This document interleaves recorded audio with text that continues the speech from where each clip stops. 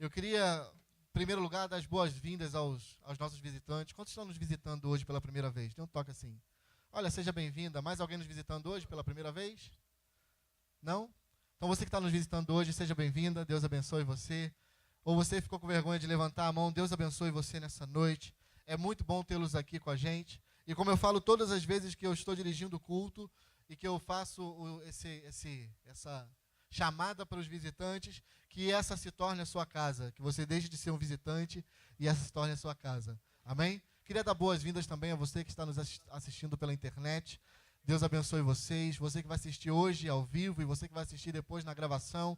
Tenho certeza que Deus vai falar ao coração de cada um. E eu esperamos vocês aqui para que possam vir cultuar com a gente, adorar o Senhor com a gente aqui na Igreja Filadélfia. Ok? Deus abençoe vocês. Mateus capítulo 18, do versículo 1 até o versículo 6. Uma palavra que é muito falada, muito lembrada, E eu estava inspirado justamente na semana das crianças. Não é verdade? Mateus capítulo 18 diz assim: naquele momento, os discípulos chegaram a Jesus e perguntaram: quem é o maior no reino dos céus? Chamando uma criança, colocou-a no meio deles e disse: eu lhes asseguro que a não ser que vocês se convertam e se tornem como crianças, jamais entrarão no reino dos céus. Portanto, quem se faz humilde como esta criança, este é o maior no reino dos céus. Quem recebe uma dessas crianças em meu nome, está me recebendo. Mas se alguém fizer cair no pecado um destes pequeninos que crê em mim, melhor lhe seria amarrar uma pedra de moinho no pescoço e se afogar nas profundezas do mar. Palavras do Senhor Jesus, na verdade acabando com a briga que estava entre os discípulos, porque quando Jesus chega, estão os discípulos disputando quem vai ser o maior entre eles, quem vai ser o melhor entre eles. Eu fico imaginando Pedro olhando para João: não, tu deita no ombro dele, mas quem faz as paradas aqui sou eu. Não, mas eu tenho aqui, porque você é um cara muito impetuoso, você faz as coisas sem pensar. E aí o outro levanta e fala: calma, gente, vocês precisam ter fé. E assim vai, porque quem tem mais fé aqui dentro sou eu. E aí Judas levanta a mão e diz: não, pera aí, eu é que sou maior, porque quem cuida do dinheiro sou eu. Se eu não pagar as contas, esse negócio não anda. E aí fica um brigando com o outro, discutindo com o outro, pensando em quem vai ser o maior. Eu fico imaginando que na cabeça deles o que já estava acontecendo era: Jesus falou que vai morrer. Quando Jesus morrer, quem é que vai assumir? Eu acho que na cabeça dos discípulos o que estava rolando não era só uma disputa por ser maior, era uma disputa por quem assumiria a liderança depois que Jesus morresse. E aí, no meio dessa discussão, eles dão um vacilo de perguntar logo para quem? Para Jesus. Tanta gente para eles perguntarem, né? Tanta gente para eles falarem dessa vontade deles de quererem ser o maior. E eles vão logo para Jesus. Jesus, quem vai ser o maior? Isso acontece com a gente todos os dias. Isso acontece no nosso meio todos os dias. Se você abrir a televisão, nós temos um canal, a briga de um pastor brigando com o outro, querendo ser o maior naquele canal. Se você começar a abrir a internet, tem um pregador querendo ser maior do que o outro. Se você começar a voltar os teus olhos para a música, é um grupo, é um cantor, é alguém querendo ser maior do que o outro. Tem sempre alguém no nosso meio querendo ser o maior. Se você olhar aqui dentro da igreja agora, tem pessoas querendo ser o maior aqui dentro. Tem pessoas querendo tomar o meu lugar e o teu lugar, porque acham que são maiores e melhores do que nós. Glória a Deus, faça isso. Como disse Serginho, o meu problema não é ter a minha vida, é ter tudo aquilo que eu tive para chegar na minha vida. Tem sempre alguém querendo ser maior. E aí permita-me abrir essa sujeira, né? Entre nós, pastores, tem sempre alguém querendo ser maior, não tem, pastores? Nós sabemos disso. Tem sempre alguém querendo ser maior do que o outro. Tem sempre alguém querendo ser melhor do que o outro. Tem sempre alguém querendo mostrar que faz mais. Não porque eu fiz isso, e aí o outro vem logo depois dizendo: não, mas eu fiz isso. E aí vem o outro dizendo: não, mas o que eu fiz foi assim. E tem sempre alguém querendo ser o maior. Tem sempre alguém querendo ser o melhor. E se Jesus estivesse aqui hoje, ele pararia para mim, para você e diria: filho, se você quer ser o maior, primeira coisa, baixa a tua bola, porque maior sou eu. Segunda coisa, você quer ser grande, torne-se pequeno. Porque o caminho do meu reino é inverso. No caminho do meu reino, os grandes são os mais pequenininhos e os menores são os maiores. Você quer ser grande? Então comece se humilhando. Comece esquecendo quem você é. Comece esquecendo que você pode alguma coisa. Comece esquecendo que você consegue alcançar alguma coisa. Eu acho que Paulo entendeu isso. Paulo, certa vez, começa a declarar, e eu vou parafrasear o que Paulo está dizendo, ele começa a escrever a carta, ele começa a dizer, eu era um cara muito bem quisto em toda a sociedade, eu tinha várias coisas, dentro da religião que eu professava, o judaísmo, naquele momento eu era o maior. Naquele momento eu era o cara mais importante, mais preeminente, eu estava acima de tudo. Era eu que ia para os maiores empreendimentos, era eu que matava mais gente, era eu que fazia isso, era eu que fazia aquilo, mas considero tudo isso como nada. Tem algumas versões que dizem como esterco, para receber a glória de Cristo. Para poder fazer parte do corpo de Cristo, eu considero tudo isso nada. Paulo entendeu que para ser grande não precisava ser o que faz mais coisas. Paulo entendeu que para ser grande não precisava ser o que orava mais. Não precisava ser o que, aspas, orava mais. Não precisava ser o que, aspas, ia mais a determinados lugares, expulsava mais demônio, fazia mais isso ou fazia mais aquilo, porque o que faz eu e você grande no reino não é a quantidade de coisas e tarefas que nós fazemos. O que nos faz grandes no reino é o quanto nós nos mantemos fiéis aos princípios de Cristo e o quanto nós nos mantemos olhando para Ele, sempre para Ele, sem tirar os olhos dEle. O que nos faz grandes não é a quantidade de pessoas que nós ganhamos. Que isso, pastor? Eu estou evangelizando, eu quero ganhar muita gente para Jesus. Continue com essa visão de ganhar muita gente para Jesus. Mas lembre-se de uma coisa, quanto mais gente você ganha, menor você fica. Porque sempre vai surgir pessoas maiores que você. Jesus certa vez declarou que os discípulos fazem coisa maior do que o seu mestre. E ele estava falando dele mesmo. Porque ele falou, vocês vão fazer coisas maiores do que eu faço. Você imagina o que é um líder entender que os discípulos vão fazer coisas maiores.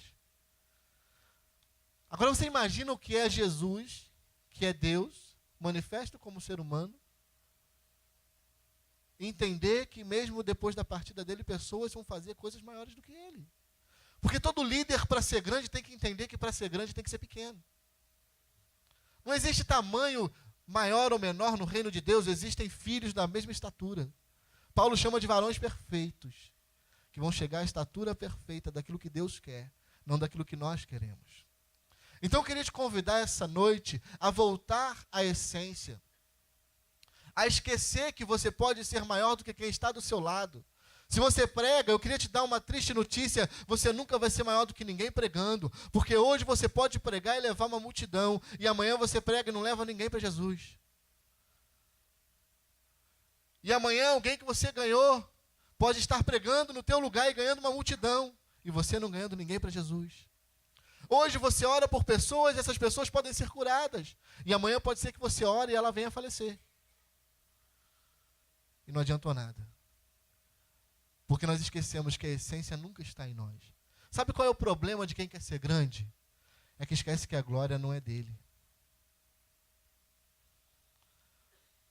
O profeta já declara isso, né? Uma palavra profética, em que Deus diz, minha é a glória e eu não divido com ninguém.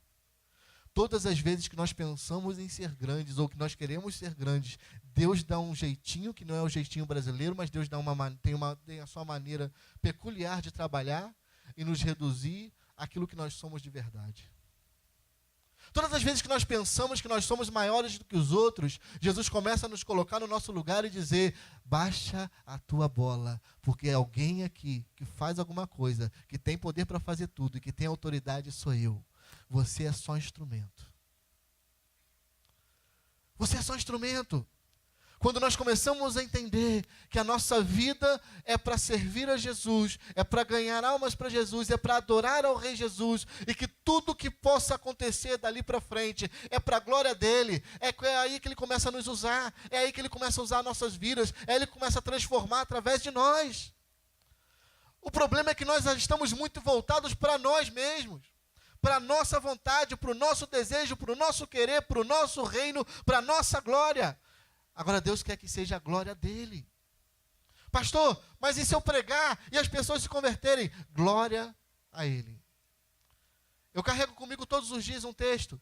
Porque dele, por ele, para ele. São todas as coisas. A ele a glória. Ele não fala hoje. Ele fala eternamente. Amém. Ponto final. E quem sabe que amém significa, né? Que assim seja, mas na verdade quando nós estamos colocando o amém, ele também significa ponto final. Acabou. Acabou tudo aqui. A ele seja a glória eternamente. Amém. Sabe quanto você tem de glória? Nenhuma. Quer ver a glória no mundo? A glória no mundo é um meteoro, em que as pessoas hoje são muito famosas. Agora, quem é que se lembra dos cantores de 10 anos atrás, a não ser aquelas pessoas que realmente gostavam do cantor? Onde estão as músicas da parada de sucesso daqueles grandes cantores? Vamos esquecer do mundo. Eu me converti em 92. E tinha um monte de gente em 92 que estava bombando. Quantas pessoas vocês lembram de 92? Se falar o nome, você ainda lembra. Ainda faz uma forcinha para quem é mais antigo. Quantas pessoas vocês se lembram que eram famosos em 1992? Sabe por quê? Porque a glória não é nossa. A glória é dele. Porque todas as vezes que nós queremos ser grandes, Deus abate o nosso orgulho e nos faz lembrar que nós somos só ferramentas na mão dele. O meu desejo é continuar trabalhando para Jesus todos os dias. Se reconhecerem meu nome, se não reconhecerem meu nome, o que importa não é meu nome na frente, o que importa é Jesus no comando.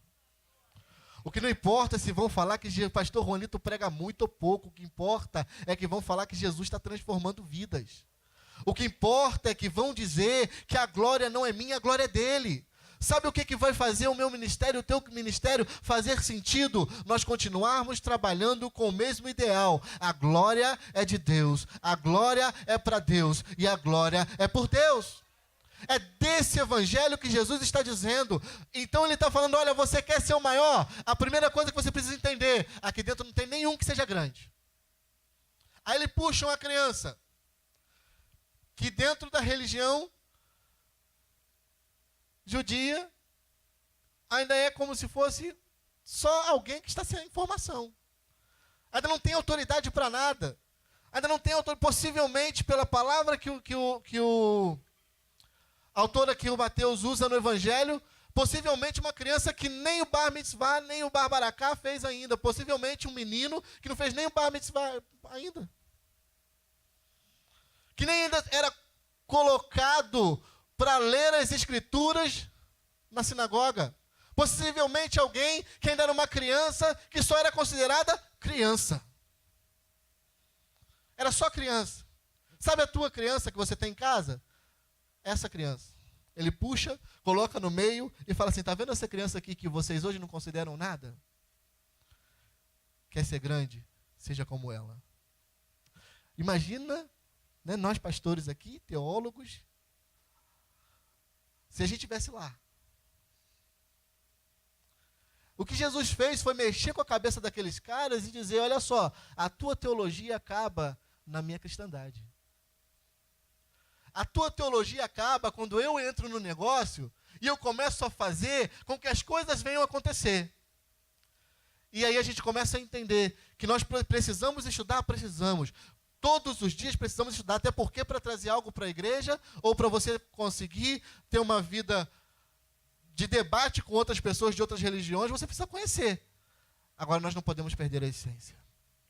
O que Jesus fez foi chamar aquela criança na frente e dizer, a essência do reino, a essência para entrar no reino dos céus, é ser como essa criança. Agora, por que Jesus queria que fôssemos como crianças? Você já parou para pensar em uma criança? Nas características de uma criança? De como uma criança vive a sua vida? De como a criança projeta o seu futuro? Esses dias eu perguntei para uma criança, caí na besteira de perguntar, o que você quer ser quando crescer? E ela olhou para mim e disse, eu quero ser grande. simplicidade dessa, gente. Se fosse outra pessoa, eu diria, não, porque eu quero ser isso, eu quero ser aquilo outro. Não, eu só quero ser grande. Porque quando a gente começa a pensar em cristianismo e pensar em ser como uma criança, nós começamos a pensar, inclusive, nas características de Jesus. Para que se preocupar com amanhã? A cada dia o seu mal. Deixa a cada dia o seu mal. Na verdade, o que Jesus estava dizendo é, vamos viver como crianças. É hoje e amanhã é Deus que cuida. É hoje e amanhã quem vai nos dar é Deus. Quem provê as necessidades é Deus. Quantas vezes Jesus falou isso? No próprio Sermão do Monte. Buscar em primeiro lugar o reino de Deus e a sua justiça, e todas as outras coisas vos serão acrescentadas. Por que vocês estão preocupados em se vestir, em comprar roupas, em comprar comida? Se os lírios do campo não semeiam nem fiam, mas nem toda a sua glória Salomão se vestiu como qualquer um deles. Por que vocês estão preocupados com os alimentos, se os pardais, que para eles eram considerados os passarinhos mais insignificantes, se até os pardais que não trabalham têm a sua comida todos os dias, porque Deus é que dá o sustento. Na verdade, o que Jesus está querendo dizer é que nós precisamos voltar a ser como crianças para confiar em Deus e para acreditar que Deus pode suprir todas as coisas na nossa vida. Agora, nós caminhamos na contramão daquilo que Jesus ensina. Você já viu quando nós estamos com problemas financeiros, o que nós fazemos? Quando nós estamos com problema financeiro, a primeira coisa que a gente procura é um fiador. Alguém que possa nos emprestar aquela quantia para que a gente possa pagar a nossa conta. E a gente esquece que a gente tem que confiar em Deus. Confiar no Senhor. Pastor, mas você não sabe, meu nome está indo para o SPC. Bom, se está indo no SPC é por vários motivos. Um deles é que você foi irresponsável. Não confiou no Senhor antes. Está na hora de confiar agora para que Ele solucione o teu problema. Já viu como nós confiamos no Senhor quando tem alguém colocando a gente na justiça? Ele vai ver, também agora ele vai ver. Vou processar também. Ele me processa, eu processo o contrário. E a gente começa a brigar com as nossas forças. E a gente esquece que o nosso segredo está em colocar o nosso joelho no chão. E oração. Bendizei aqueles que vos maldizem. Abençoai aqueles que vos perseguem. E quantas vezes nós perdemos as nossas brigas e as nossas batalhas, porque nós nos esquecemos que temos que ser como criança, de que a primeira coisa que uma criança faz é se lançar nos braços do pai quando tem um problema. Então a primeira coisa que eu queria te perguntar é, para onde você tem corrido quando as coisas apertam? Para onde você tem corrido quando você tem um problema? Para onde você tem corrido quando o teu casamento não vai bem? Para onde você tem corrido quando o teu trabalho não vai bem? Para onde você corre quando você não consegue ir bem em determinadas coisas da tua vida? Já viu para onde uma criança corre quando as coisas não vão bem? Espirrou. Elas já estão correndo para o braço do pai e da mãe. Porque é a segurança delas. A segurança delas não é o que elas podem fazer. A segurança delas é o papai e a mamãe. Para onde você corre? Para onde você está correndo? Quem tem sido teu conselheiro nesses últimos dias? Para quem você tem contado as tuas necessidades? Você já contou para o teu Pai Celestial, que cuida de você de uma maneira mais perfeita que qualquer outra pessoa? Você já pensou em correr para os braços dele e dizer, Pai, eu estou desse jeito? Eu costumo dizer sempre, principalmente aqui na rede de homens, que em tudo a nossa oração deve chegar diante de Deus. O apóstolo Pedro fala, que a gente deve todo instante lançar sobre ele a nossa súplica, porque ele é quem cuida de nós. O problema é que quando nós nos tornamos independentes, nós nos esquecemos de depender de Deus. E se tem uma coisa que uma criança é, a primeira coisa que uma criança é, a criança é dependente. As crianças dependem 100% de alguém. As crianças dependem 100% do papai e da mamãe. E talvez se você veio de uma família estruturada, você vai entender que porque na tua vida, na tua infância, porque você corria para eles. Agora, infelizmente, hoje, nós vivemos em uma geração em que a grande maioria das nossas famílias são famílias disfuncionais, onde papai e mamãe já não são mais referencial da criança. Onde papai e mamãe perderam, desculpa o termo, o sentido de ser. O sentido de existir dentro da família. E eles querem, dentro de uma mídia, né, corrompida, querem colocar que papai e mamãe são só amigos. Papai e mamãe não são amigos. Papai e mamãe são papai e mamãe. E não estão ali para ser amigo, estão ali para ser pai e mãe. Porque pai e mãe não é só amigo. Pai e mãe é muito mais do que amigo. Está muito além do amigo. Porque o amigo é alguém que está com você agora. Ele pode até estar com você num problema, mas ele não está com você em todas as horas. Agora, pai e mãe, você casa e vai morar no Japão. Teu pai continua sendo teu pai. Te ligando todos os dias e dizendo, filho, como é que tá as coisas? Larga de ser chato, pai. Me ligou de novo. Filho, eu estou preocupado com você. Porque você está em outro lugar. Você não sabe falar japonês. O que você está fazendo aí? Mas eu me viro, pai. Eu sei que se você se vira. Mas se você se virar debaixo da sombra da minha asa aqui, filho, se der alguma coisa errada, eu posso te ajudar. Aí, eu tenho medo de avião. Tem pai que ainda tem medo de avião, né? Se for tia Loide, não vai ajudar a Tati lá no Japão, nem que Tati pague a passagem de primeira classe. Ela vai ter que esperar ir de navio. 6 meses de navio para chegar lá. Quando chegar lá, já resolveu o problema. Né? Tati arrumou um namorado lá no Japão. Tia Loide não vai chegar no casamento. Porque até ela chegar lá, o casamento já aconteceu e ela já está chegando para o primeiro neto. Mas você entende como é o pai e o filho? Agora, qual é o problema? O problema é que nós vivemos em uma geração que está tentando destruir o papel do pai e da mãe dentro da família.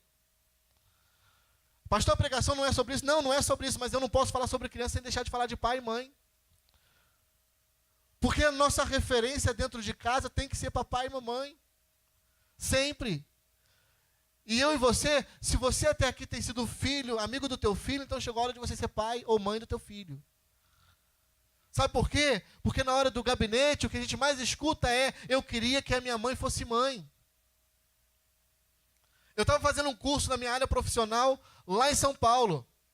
E no meio do curso, uma das entrevistas que foi feita, na verdade nós temos uma sala, uma mesa redonda, onde as pessoas são entrevistadas ali naquele momento, e dentro daquela entrevista, a menina vira e fala, qual é o teu maior problema? Ela fala, meu problema é que minha mãe é minha amiga, mas não é minha mãe. Sabe por quê? Porque querem deturpar dentro da nossa cabeça aquilo que não é verdade. Implantar uma coisa que não é verdade. Aí a gente começa a criar conceitos de dependência em outras áreas. Agora nós precisamos depender do Pai. Deus é nosso Pai, nós precisamos depender dEle. Sabe por que nós precisamos depender dEle?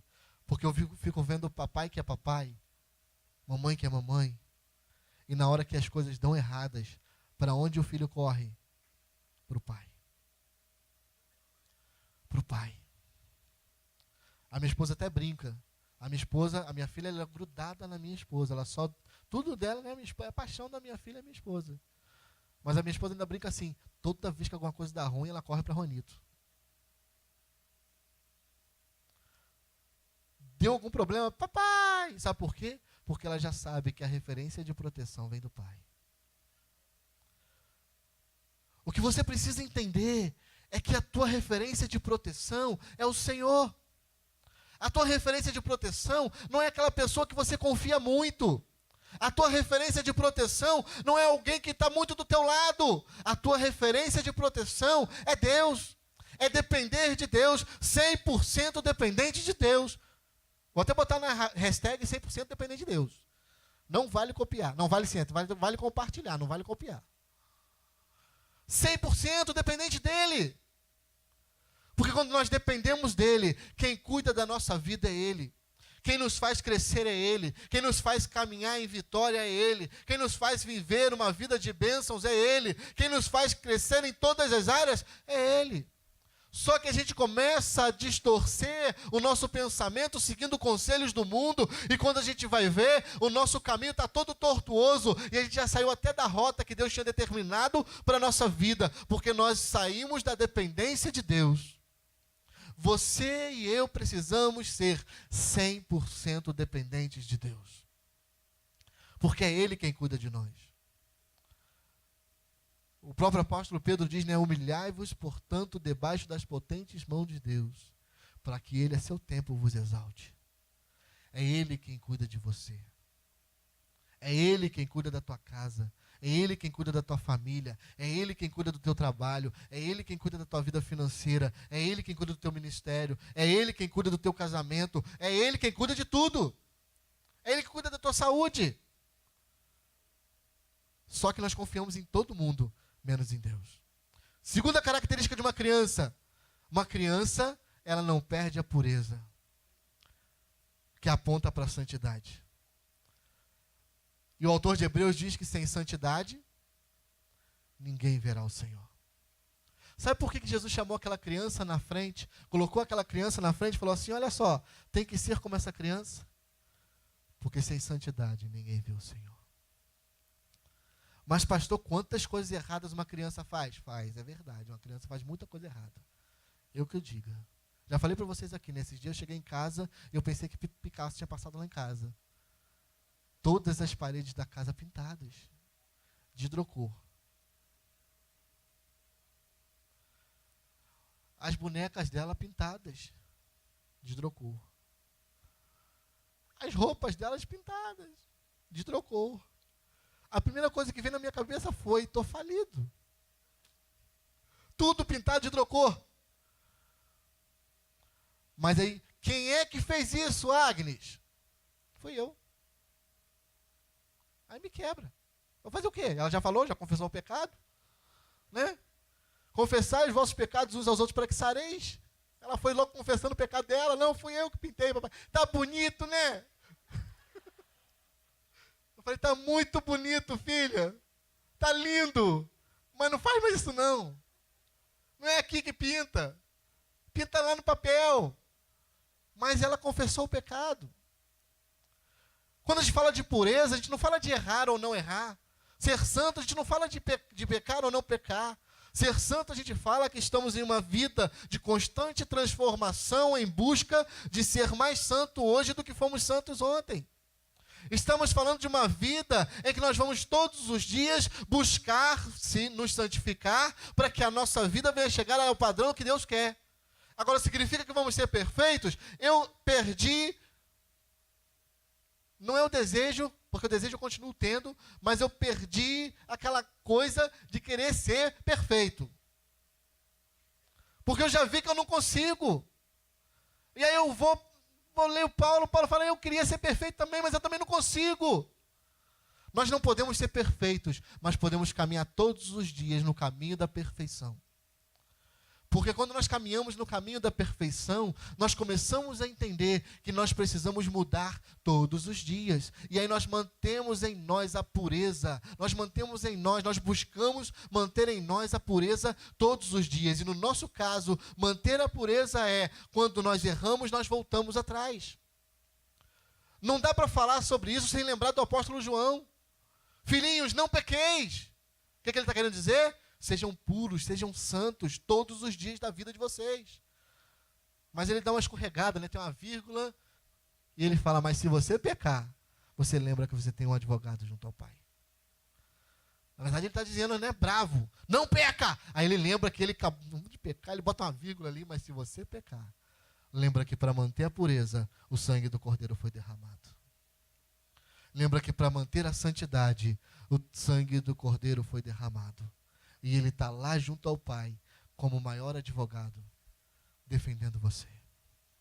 Deus nos convida a ser puros. E esse ser puro significa ter uma mente pura.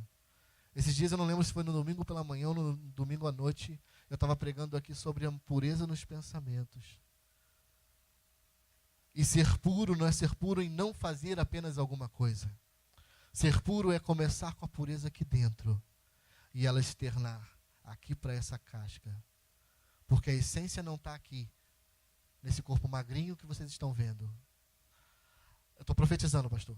Vai me ajudando aí. O que dois concordarem na terra, mas a essência está dentro do coração. A minha mente, os meus pensamentos, eles têm que estar puros todos os dias. Mas pastor, como é que eu vou conseguir isso? Então acho interessante que o apóstolo Paulo fala que nós que levamos cativos os pensamentos. Somos nós que levamos.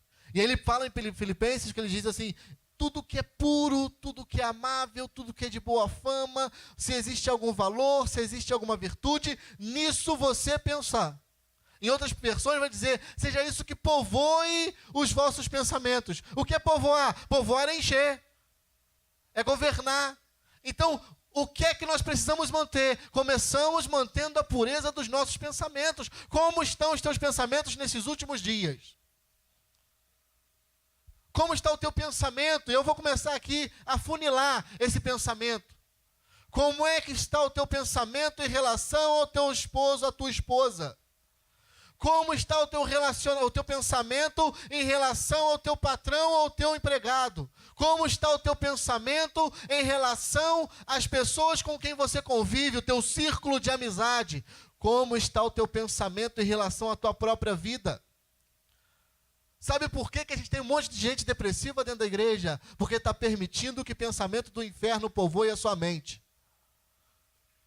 Começa a encher o teu pensamento de Deus. Começa a encher o teu pensamento da vontade de Deus. Começa a pensar em coisas que Deus pensaria. E você vai ver que não tem depressão que fique. Porque quando você começa a pensar em coisas que vêm do alto, nas coisas que vêm do alto, as coisas que vêm do mundo vão ficando para trás. Falo para vocês por experiência própria. Porque eu já disse aqui várias vezes que antes de me converter, o que tinha de pensamento que se eu fosse falar, daria um livro. Ou mais. Mas só filme de terror. Agora, o que Deus fez foi coisa sobrenatural. Sabe quando mudou? Quando eu comecei a falar para Deus, Deus, encha a minha mente da mente de Cristo. Povoa a minha mente com aquilo que Cristo quer que eu pense. Porque os meus pensamentos humanos, eles não podem continuar determinando a minha vida. Eles não podem determinar quem eu sou. Então eu quero encher a minha mente de ti. Comecei a todos os dias, eu lia todo dia. Quer dizer, leio ainda, né? Mas eu lia mais. Todo dia eu lia a Bíblia. De manhã, de tarde e de noite. 6 capítulos de manhã, 6 capítulos à tarde, 6 capítulos à noite. De manhã eu lia 6 do Antigo Testamento, à tarde, na hora do almoço, eu lia aleatório, e à noite eu lia 6 do Novo Testamento. Todos os dias. A depressão começou a ir embora.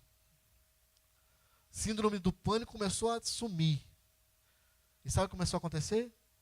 As coisas de Deus começaram a brotar. E eu comecei a entender aquilo que Cristo queria para a minha vida.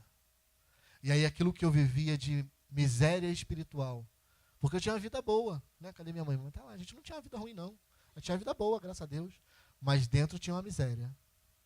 E aí Deus começou a superabundar dentro de mim. E aí eu comecei a ver as coisas mais claramente. Sabe qual a primeira coisa? Por que eu falei aqui da família? Porque a primeira coisa que Deus mudou em relação à minha mente foi como eu via meus pais e meus irmãos. E eu achava que eles eram contra mim. E quando eu comecei a encher a minha mente de Cristo, a chave virou. E Jesus começou a mostrar que eles eram a maior coisa da minha vida. O maior presente que Ele tinha me dado. E aí Deus começou a mostrar o quanto meus pais cuidavam de mim. O quanto meus irmãos me aturavam e mesmo eu não valendo nada. Olha, meus irmãos tiveram a paciência de Jó. Acho que Jó nasceu 3 vezes na vida deles. Mas eu comecei a ver como eles tinham paciência para lidar comigo, porque hoje eu falo que eu era difícil, gente. Eu hoje lembro de mim e não consigo me aturar. Imagina quem vivia comigo. Agora, quando você começa a encher a tua mente de Cristo, a pureza começa a encher o teu coração. e você começa a encher a tua vida daquilo que Deus quer para você. Por isso que eu digo com todas as letras, é possível mudar aquilo que você pensa. É só você querer. É só você começar a mudar. Corre para a palavra. Não está conseguindo sozinho, não. Corre para a palavra. Palavra de manhã. Eu vou te dar a receita para ter pensamento transformado. Palavra de manhã, de tarde, de noite. Palavra 3 vezes ao dia. E se acordar de madrugada com insônia, toma um comprimido extra. Lê a palavra de novo. Eu te garanto que não tem depressão que fique. Porque muda e transforma tudo. Eu te garanto que não tem pensamento de rancor, de mágoa que fique. Porque a palavra vai começar a fazer diferença. Pureza no coração. Pureza na mente. Pega uma criança e olha a pureza dela. Olha a pureza de uma criança. Segunda coisa, sinceridade. Quer uma coisa mais sincera do que criança? Ai, Verônica falando com a criança, né? Ai, coisa linda da tia. Eu não te conheço. Não sei como você é. Minha mãe falou para não falar com estranho. É assim ou não é? Esse dia mandaram a mensagem, no dia das crianças, mandaram a mensagem, né? E aí estava lá o pai dizendo no telefone, dizendo para os amigos, alô, no WhatsApp, né? Alô, galera, eu queria dizer para vocês que eu não vou jogar futebol hoje não, porque eu não estou muito bem, e eu estou meio gripado. E daqui a pouco gritou a criança lá de trás, é mentira, minha mãe que não deixou.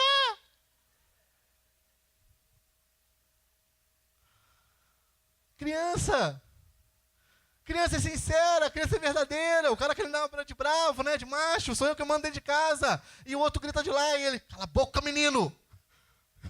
Fica quieto. Mas já tinha ido, já tinha tornado caldo, já tinha falado. E aí? Crianças são verdadeiras. Manda uma criança mentir, da primeira vez ela não vai mentir. Ela pode até ser doutrinada na mentira. Aí é diferente. Agora, normalmente ela vai falar a verdade. Quem é que fez isso? Fui eu. Fui eu. Quem trabalha com criança aí sabe disso. Quem quebrou isso? Fui eu. Por quê? Porque crianças são verdadeiras. Crianças são verdadeiras em tudo que elas fazem. Se elas gostam, elas gostam. Se elas não gostam, elas não gostam. Gostou desse presente? Não gostei, não. Gostou sim, menino? Gostei não, mãe. Eu não queria esse. Você está rindo porque teu filho já fez isso. Duvido que não. A avó chega com aquela roupazinha que a mãe estava orando por aquela roupa. Né? E aí a avó dá entrega na mão da criança. Aí a criança fala, não gostei não, vó. Gostou sim. Fala que gostou.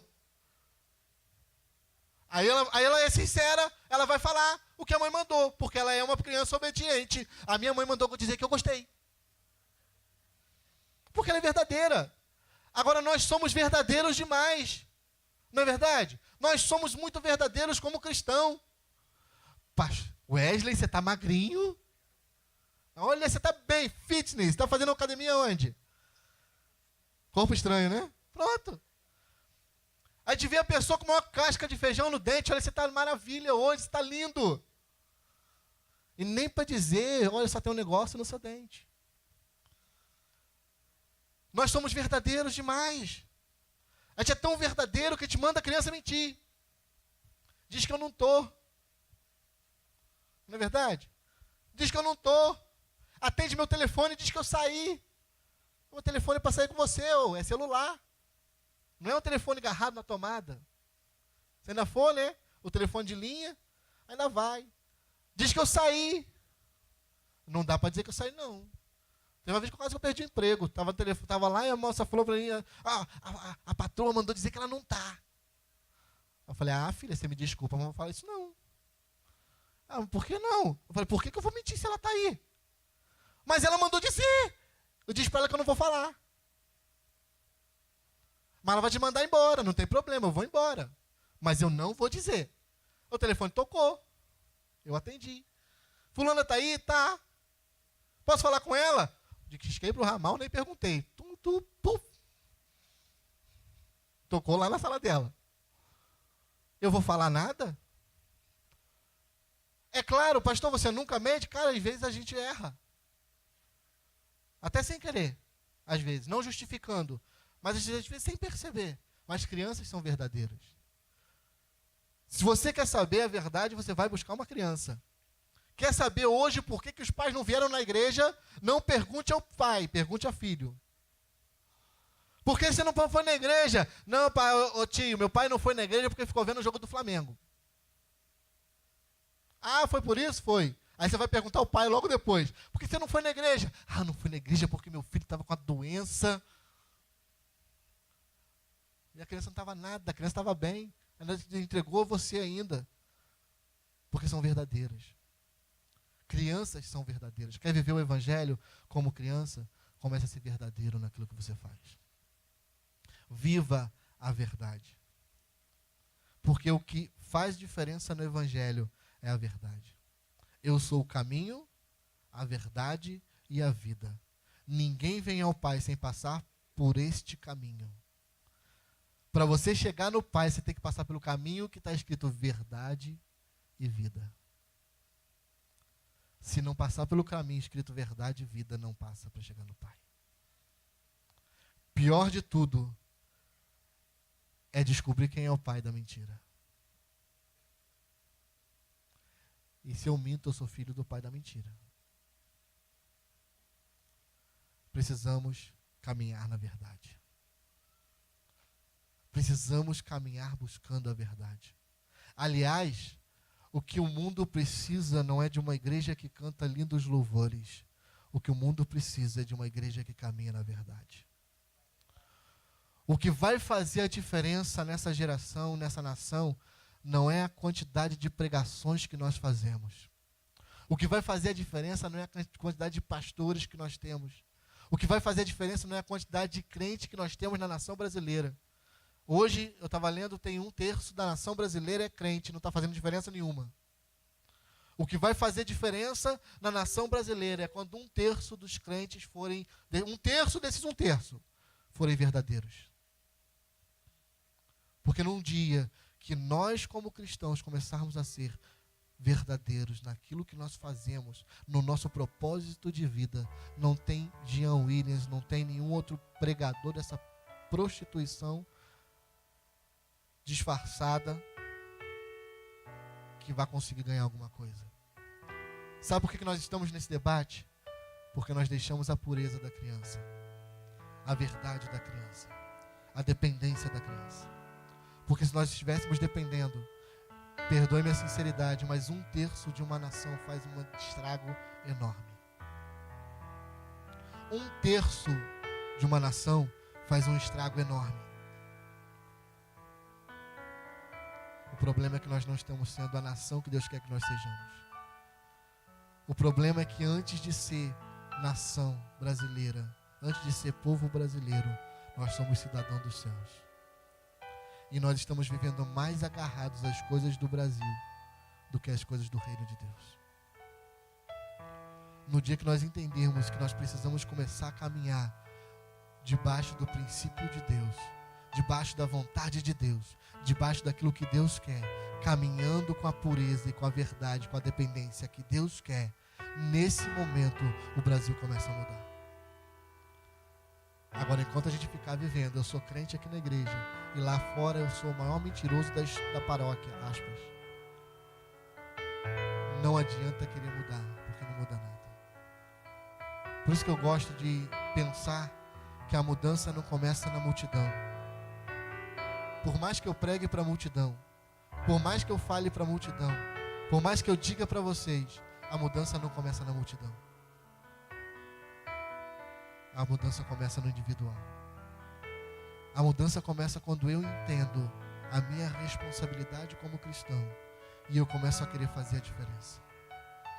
A mudança começa quando eu entendo que eu, como cristão, preciso aceitar os outros e eu começo a aceitar as outras pessoas. A mudança começa quando eu assumo a minha responsabilidade de ser como criança para alcançar o reino dos céus. Por isso que nós precisamos ser como crianças. Quer ver uma outra característica da criança? Eu não vou demorar, mas uma outra característica da criança que falta na nossa vida: perseverança. falta para nós perseverança. Nós começamos as coisas muito bem.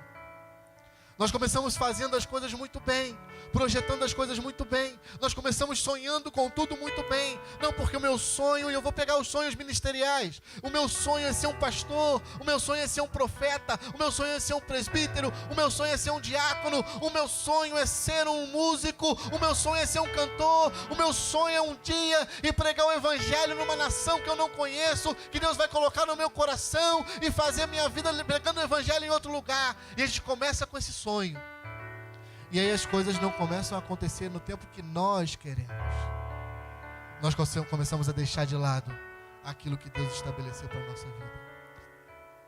E se eu fosse pedir para levantar a mão aqui agora, se você não tivesse constrangimento nenhum, nós teríamos uma boa parcela da igreja que está aqui dentro hoje, de pessoas que abandonaram os seus projetos porque não viam as coisas acontecerem. Pior do que isso, pior é quando nós trocamos a perseverança pela murmurança. Desculpa o neologismo. Pior é quando nós trocamos a perseverança pela murmuração. Quando as coisas não começam a acontecer e nós começamos a deturpar o nosso caráter, porque a murmuração é uma deturpação do nosso caráter. E se você nesses últimos dias tem murmurado, se você me perdoa, ou não me perdoa não, você perdoa você mesmo. Mas eu preciso ser sincero com você. A murmuração é o oposto da perseverança. Porque quando eu começo a murmurar, eu começo a distorcer o meu caráter e jogar por terra aquilo que Deus determinou para a minha vida. Quando eu começo a murmurar, seja contra a minha esposa, seja contra o meu filho, seja contra o meu patrão, seja contra o meu pastor, seja contra a minha liderança, independente do alvo da minha murmuração, quando eu começo a murmurar, eu estou deturpando o caráter de Deus em mim. E eu estou começando a jogar fora aquilo que Deus determinou para a minha vida. Murmuração é a maior destruição de projetos na vida de uma pessoa. Você quer ver uma pessoa que não alcançou os objetivos dela? Pergunta para ela quantas vezes ela falou mal de alguém. Relacionado, e vamos afunilar isso aqui. Pergunte a ela quantas vezes ela falou mal de alguém relacionado ao seu projeto que ela não alcançou. Eu te garanto que em 100% dos casos, essa pessoa murmurou contra a vida de alguém e por isso não alcançou o projeto dela. Sabe por quê? Porque quando eu tenho a perseverança, eu tenho na minha vida uma coisa que o apóstolo Paulo escreveu para os filipenses: esquecendo-me das coisas que ficaram para trás e olhando para aquelas que estão na minha frente, prossigo para o meu alvo, sobre o prêmio da soberana vocação de Deus em Cristo Jesus. E o meu alvo é Cristo, a minha vida é Cristo, o meu objetivo é Cristo, a minha história é Cristo e eu quero Cristo. E Cristo é a minha vida. Agora, quando eu começo a murmurar, sabe o que eu faço? Cristo está lá e o meu alvo é lá. E eu começo: Osvaldo, porque o pastor Jorge não está me ajudando. Osvaldo, porque o pastor Jorge não me dá apoio. Osvaldo, porque o pastor Jorge. E o meu alvo deixa de ser Cristo. E o meu alvo passa a ser Jorge. Porque quando eu começo a murmurar da minha família, eu começo a dizer: porque o meu marido, porque o meu marido, porque o meu marido, porque o meu marido, porque o meu marido. E eu esqueço de pensar no marido dos maridos que estava celebrando a minha vinda lá no céu. Aquele que prometeu que eu vou morar no céu com ele. E quando ele voltar eu vou casar. Como igreja eu vou casar com ele. E nesse momento vai ter uma grande festa, a boda do Cordeiro. E eu vou poder celebrar com ele. E que se dane, desculpa o termo, o meu marido. No bom sentido, claro. Se existe bom sentido para isso. Esquece o teu marido e olha para Cristo.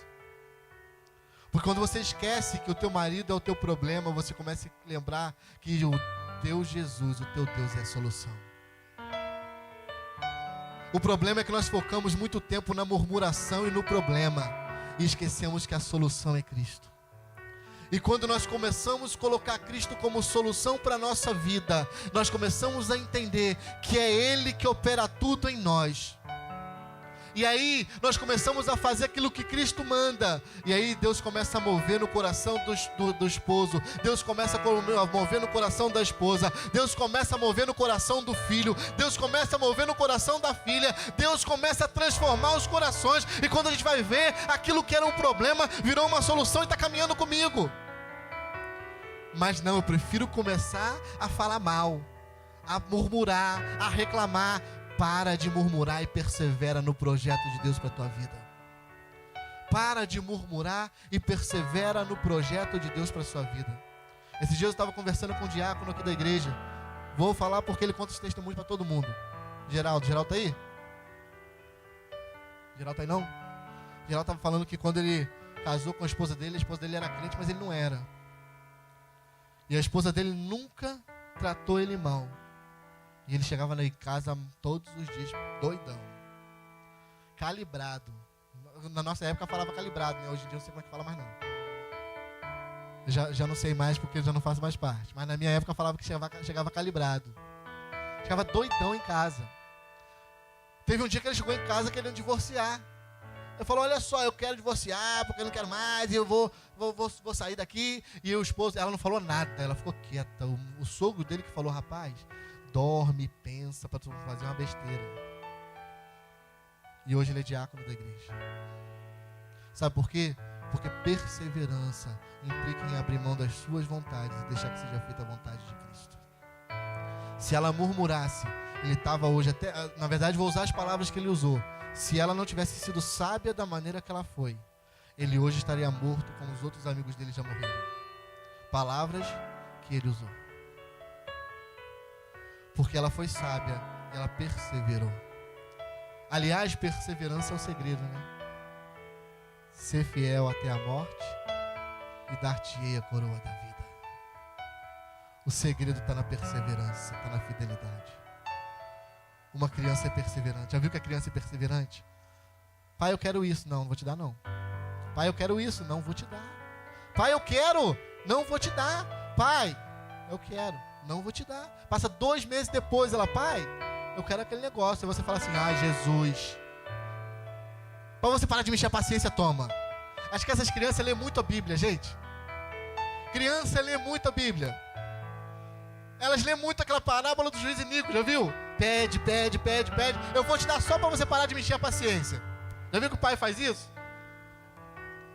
Mas criança pede, é perseverante. Esses dias minha filha tem 2 anos. Ela me pediu uma coisa. Já tinha passado uma semana, daqui a pouco ela passou em frente a um lugar, não lembro onde foi. Ela falou, pai, você me prometeu um presente. Eu falei, gente, a memória dela está melhor que a minha. Ela não esqueceu que eu prometi. Não, porque ela é perseverante. Se você quer chegar no céu, seja perseverante. Trace o teu alvo que é Cristo. Lute hoje, lute amanhã, lute depois de amanhã. Continue lutando. Até porque o próprio Jesus Cristo fala que Ele não tem prazer em quem olha para trás. Eu não tenho prazer em quem olha para trás. Aquele que toma banho no arado e olha para trás não é digno de mim. Colocou a mão no arado, para frente aqui. Tem um ditado que fala, né, para frente que se anda. Para frente. Porque lá na frente que está o nosso alvo. É o que está me deixando de pé até hoje. Quando eu me converti eu tinha 12 anos de idade. Era um adolescente. E muitos amigos meus diziam, tu é crente, agora tu está ferrado. Crente não pode nada. Crente não chega a lugar nenhum.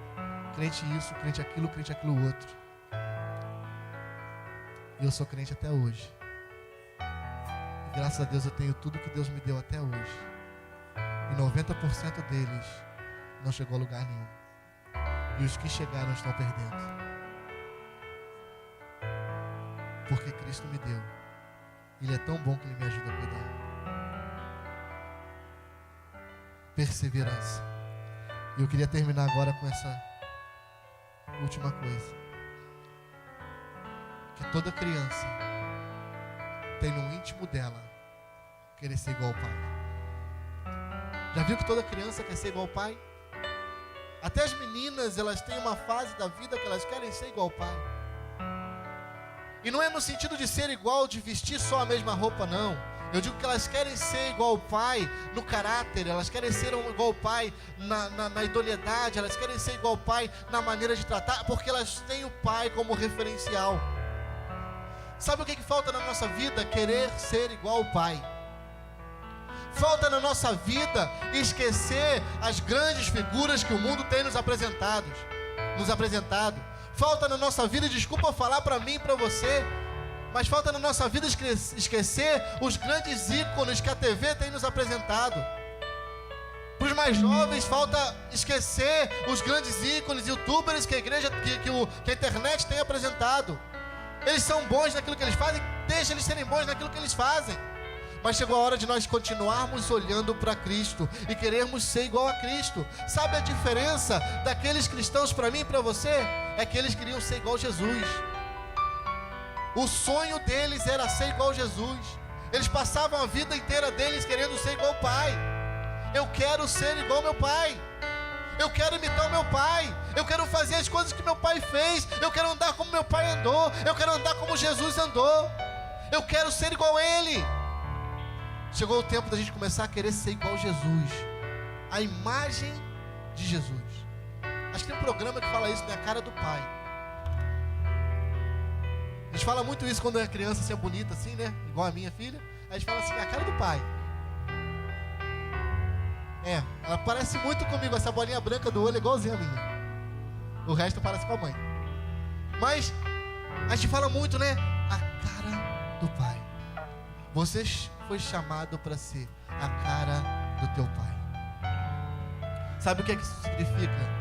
Resplandecer Cristo todos os dias, como disse o apóstolo Paulo, de glória em glória, de glória em glória, até que Ele volte. Eu queria te convidar a ficar de pé. E eu queria te convidar a fazer uma oração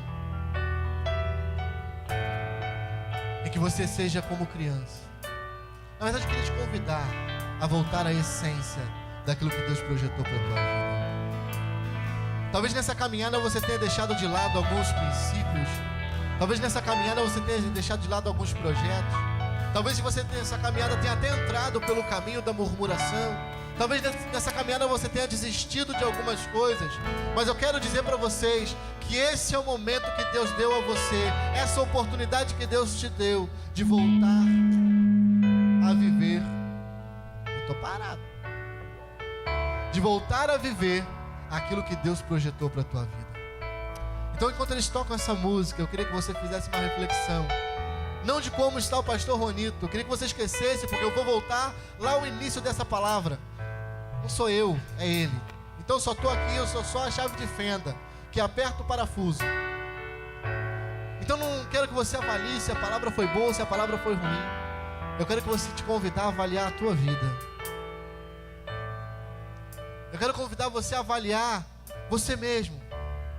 E nessa avaliação você ser honesto, o mais honesto possível consigo. Você nesses últimos dias tem vivido a plenitude do que Deus quer para a tua vida? Ou você é só uma caricatura do que os outros pensaram?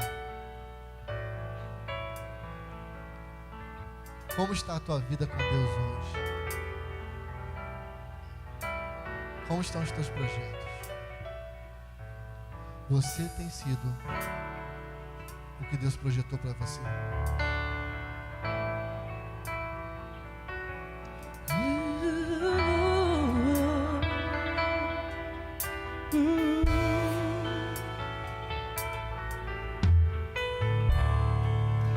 Quando a música esmorece, o resto desaparece. Simplesmente a ti me chego,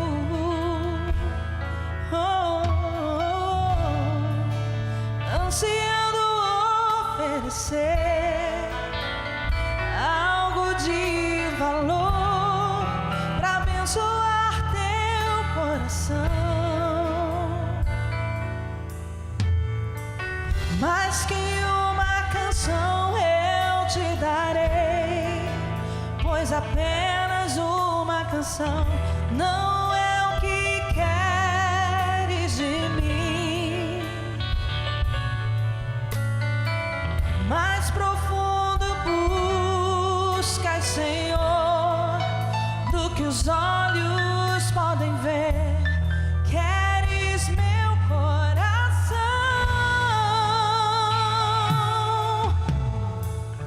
Estou voltando à essência da adoração, quando a essência és tu, a essência és tu, Jesus.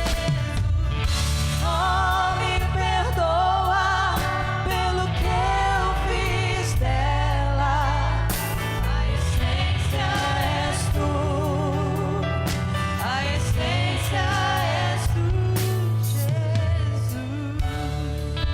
Rei de imensurável valor, ninguém pode expressar o quanto és digno.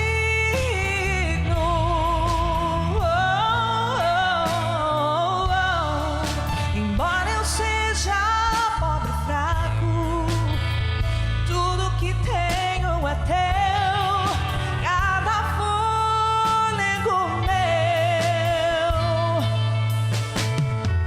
Mais que uma canção eu te darei, pois apenas uma canção não é o que queres de mim, não, não.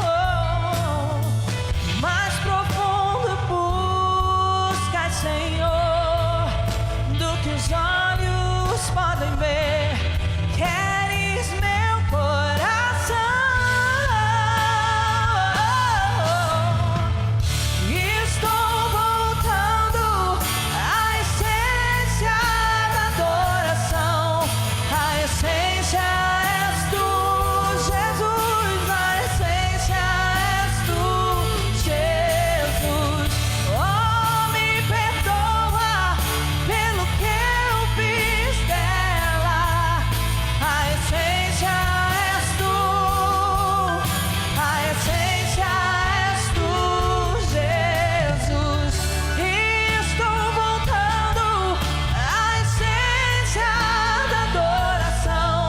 A essência és tu, a essência és tu, Jesus. Oh, me perdoa pelo que eu fiz dela. A essência és tu, a essência és tu. Você pode dizer: estou voltando. A essência és tu.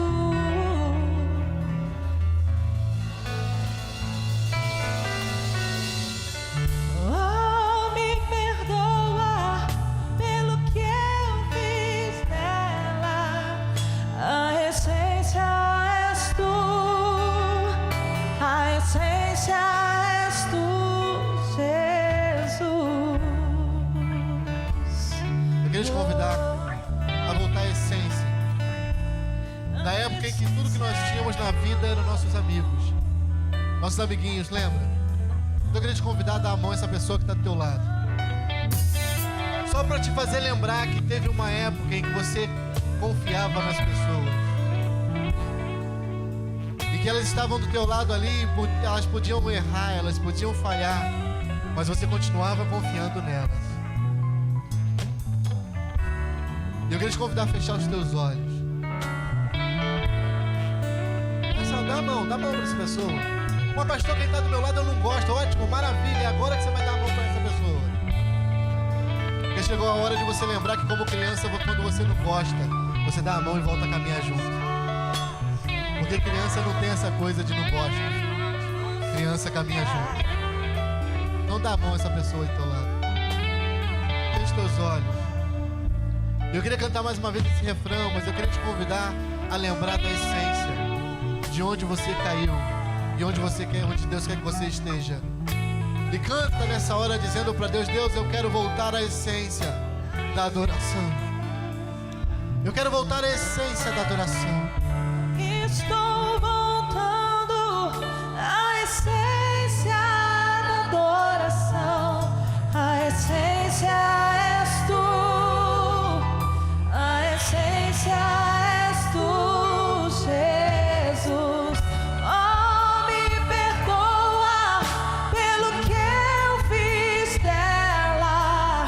A essência és tu.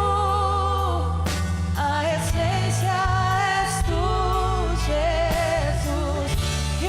Estou voltando à essência da adoração. A essência és tu. A essência és tu, Jesus. Oh, me perdoa pelo que eu fiz dela. A essência és tu. A essência és tu, Jesus.